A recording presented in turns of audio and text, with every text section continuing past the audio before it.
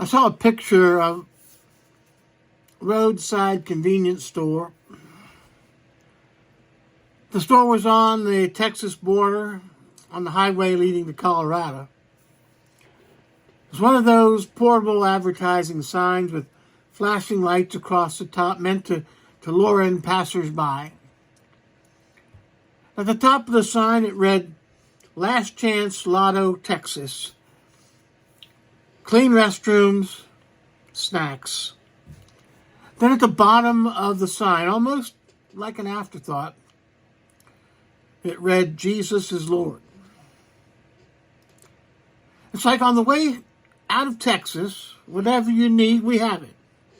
A little snack, a place to freshen up, a place to do a little gambling, and a little bit of Jesus. Whatever you need, we got it. Now, I don't think we should be too cynical. At least they're making an effort to share Jesus, even if it doesn't get top billing over clean restrooms in the Texas Lotto. I heard recently of someone else who was sought to share Jesus in a somewhat unconventional way. A couple in Canton, Ohio, thought they saw the image of Jesus in the wood grain on a door in their house. And this image was so striking that they cut it out of the door and carried it with them when they moved to another home. They kept it because the thought of it gave them encouragement. And from time to time, they would offer it to folks in times of turmoil, like when the tsunami hit Japan some years back.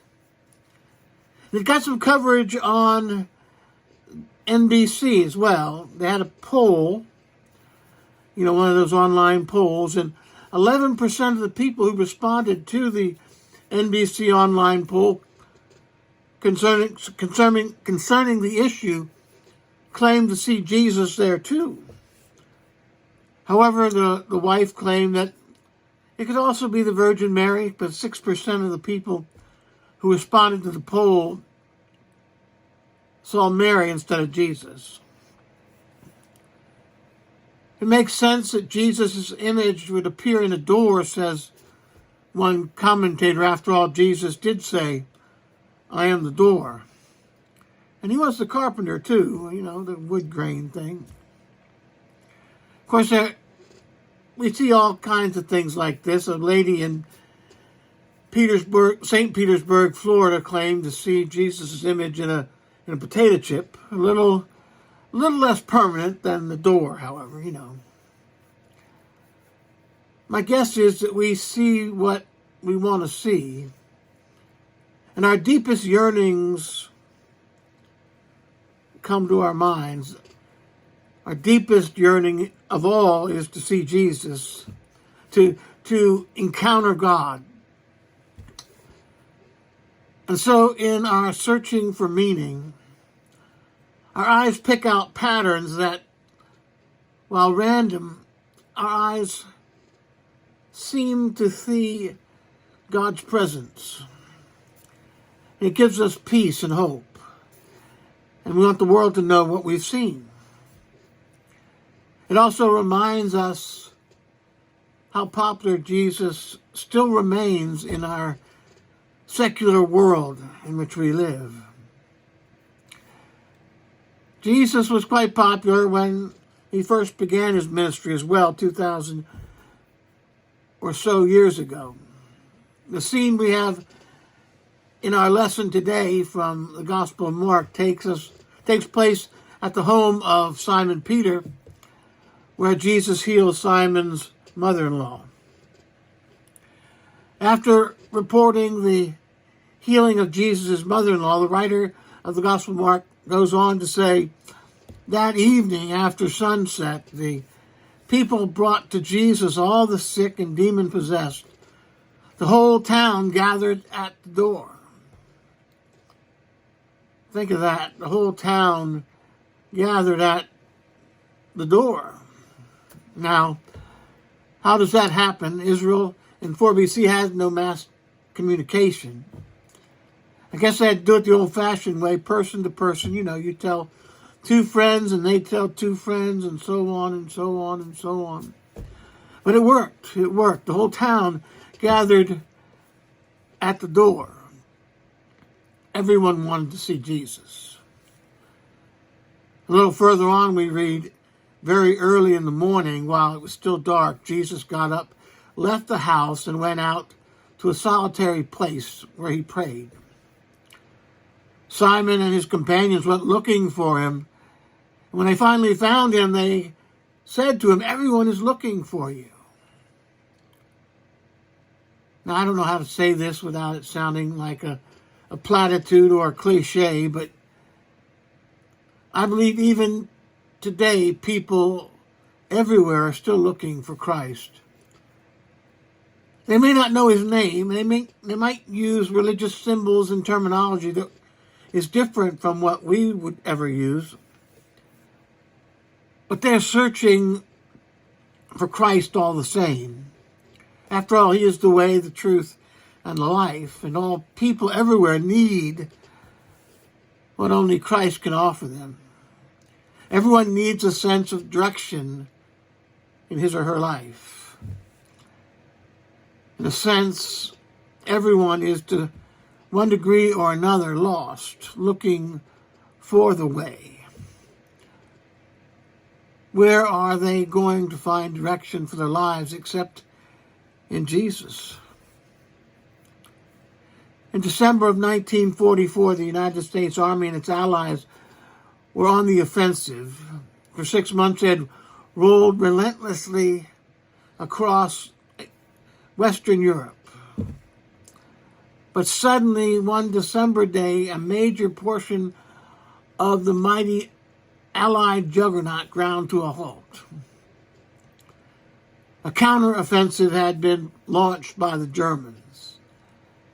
And if the counteroffensive had succeeded, the end of the war might have been indefinitely delayed. As it was, the German drive almost did succeed. And a part of that was due to some brilliant strategies by their leadership, their generals. A few days before the Allied operation, German soldiers dressed in American uniforms, together with American jeeps, were parachuted behind American lines. These soldiers from the sky carried no weapons. Their single mission was to discover the roads over which the reinforcing Allied armies might travel and simply change all the road signs, which pointed to strategic towns and villages. This simple task of turning the signposts to give the wrong directions had deadly consequences. When the defenders in the Battle of the Bulge called for reinforcements when the Germans attacked, they never got there. The whole battalions were lost while trying to find the way across the countryside where the signposts were either down or wrong. It is said that we live in a time when many of the signposts have been torn down. Moral signpost, ethical signpost, theological signpost. Because of this, many of us lose our way in life. When I first came to the Eastern Shore in 1988, we had a clergy meeting at Camp Akahonik. Our first clergy meeting was at Camp Akahonik. And I knew how to get to camp. I mean, I was very active at Camp Overlook at my former appointment. I knew how to get to camp. So I left the parsonage at Wachapreague, where I was stationed, to go to camp. By the time I got to Route 13, it dawned on me that I had no clue where Camp Akahonik was located. There were no cell phones in those days, and no real road maps either. So I went home and got directions. I had to call and get directions. And yes, I was late for that meeting. This time when I came to Onley, they had another clergy assigned to drive me to this first meeting. Now, not just me. I mean, they didn't know all this from before, but all the new clergy had sponsors. Because of the missing signposts, we, from time to time, feel lost. Where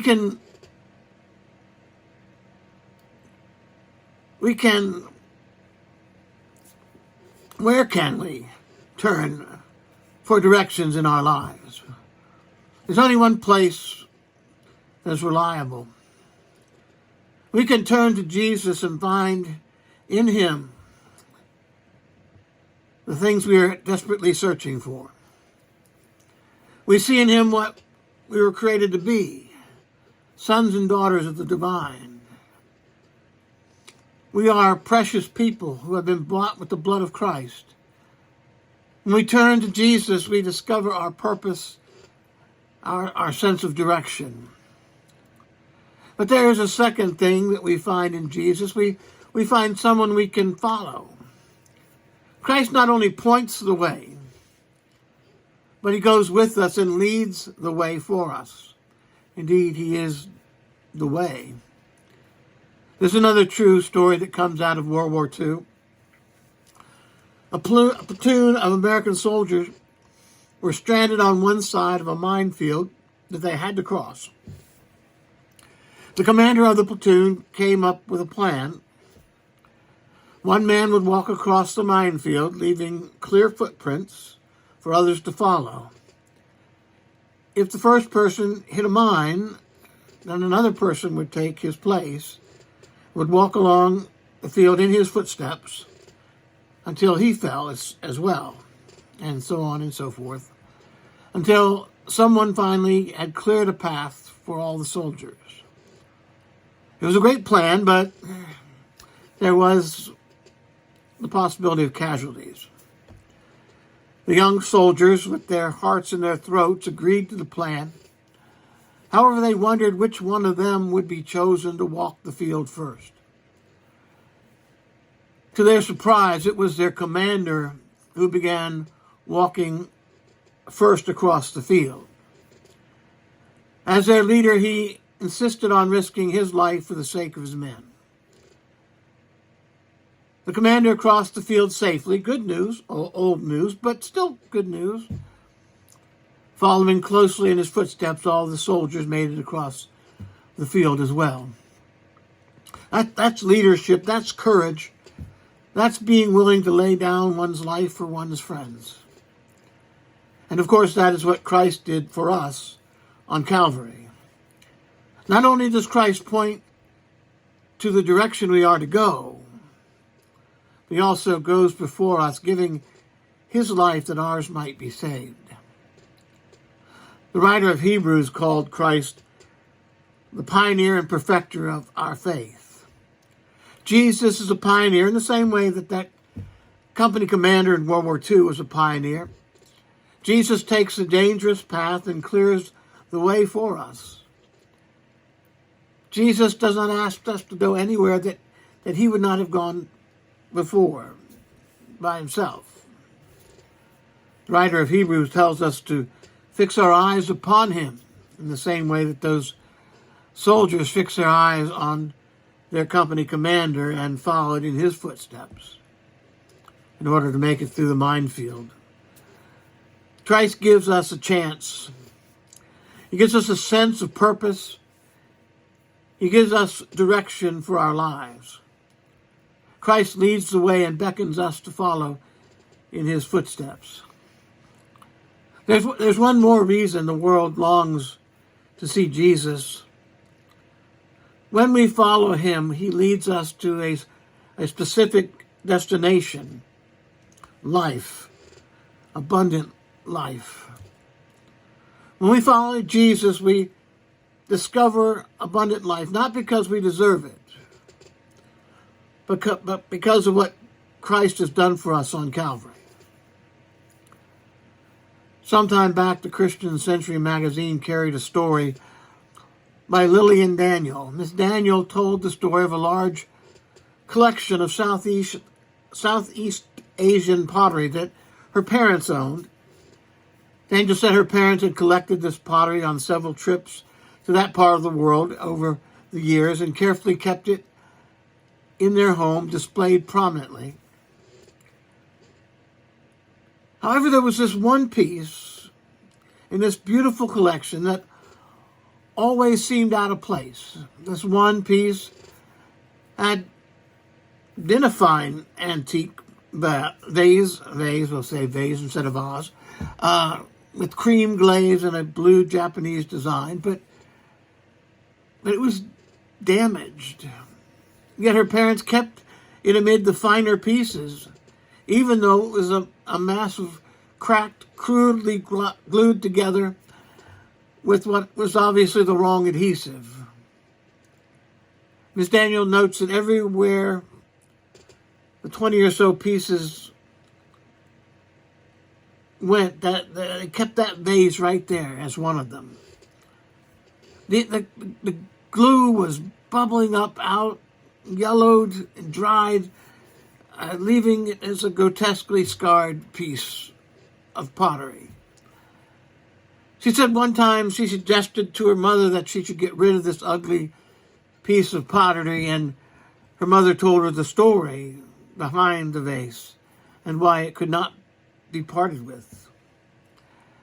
Her father had brought the vase when he returned from the Vietnam War. He was a journalist covering the war.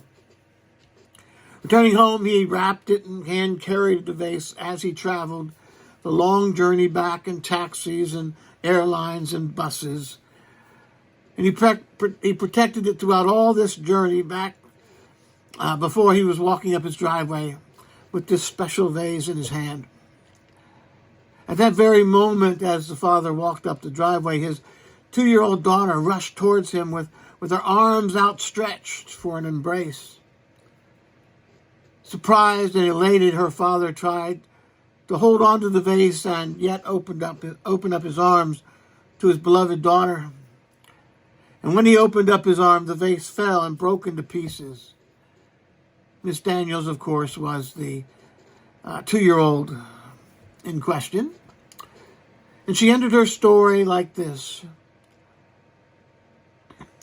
Thus it was that night my mother pulled out the glue, repaired the vase, and she pronounced it precious.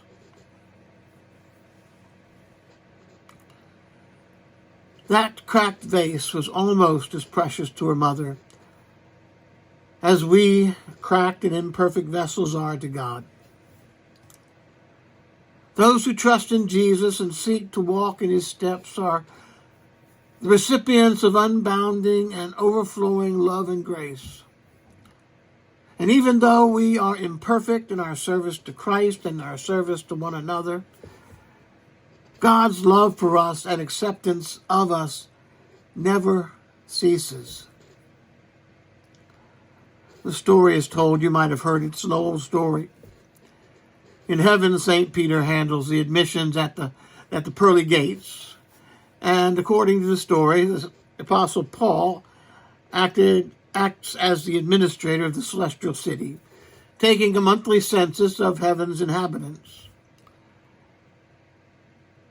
But something does not add up. Each time St. Paul counts the number of people in heaven, his number far exceeds the number of admittance that has happened at the gates. That St. Peter had registered.